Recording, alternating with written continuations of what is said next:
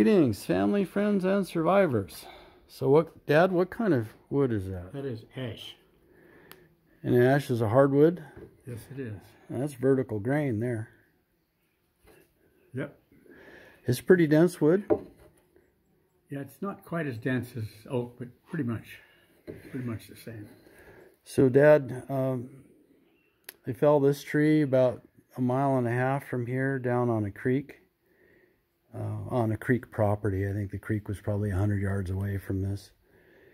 And it's been drying for a couple of years. And we were going to sell it.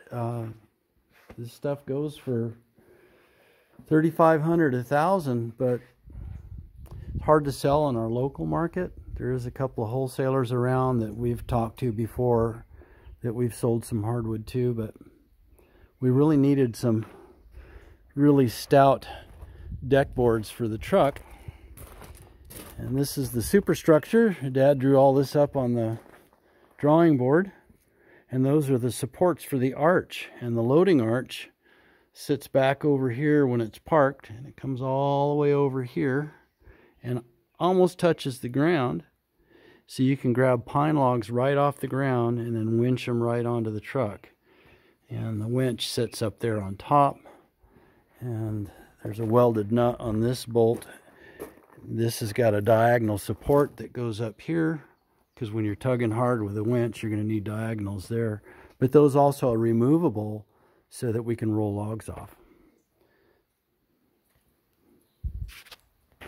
And in here, these are the pieces for the log arch.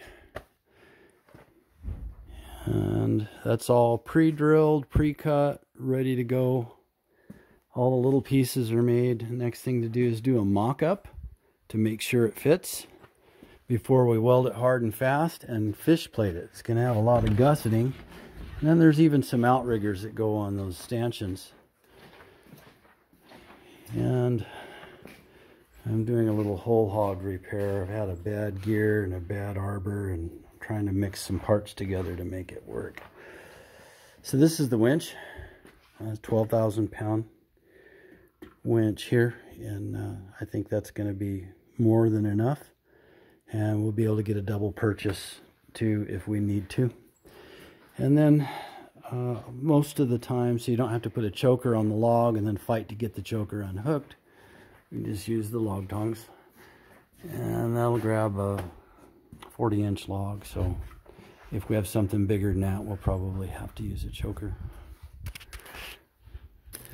And this is all that's left from the rippings for that whole project.